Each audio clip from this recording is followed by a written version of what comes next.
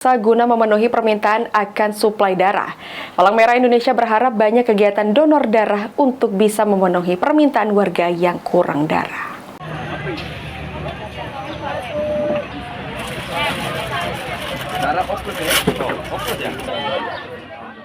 Guna memenuhi akan kebutuhan darah, Palang Merah Indonesia mengharapkan lebih banyak kegiatan donor darah dilakukan oleh instansi pemerintah, BUMN, swasta, dan masyarakat umum, sehingga memenuhi permintaan bagi masyarakat yang membutuhkan dan juga permintaan dari rumah sakit daerah.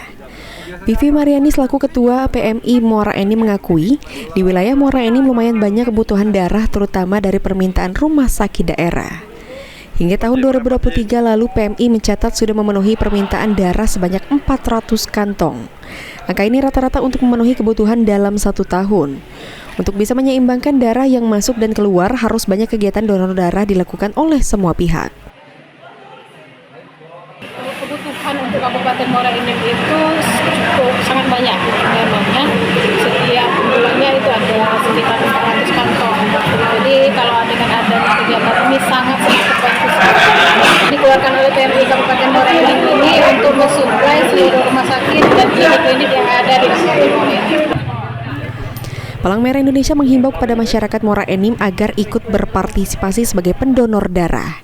Selain mencukupi kebutuhan akan stok darah dan bisa menolong orang yang membutuhkan, donor darah juga bisa menjaga kesehatan dengan memperbaharui sel darah.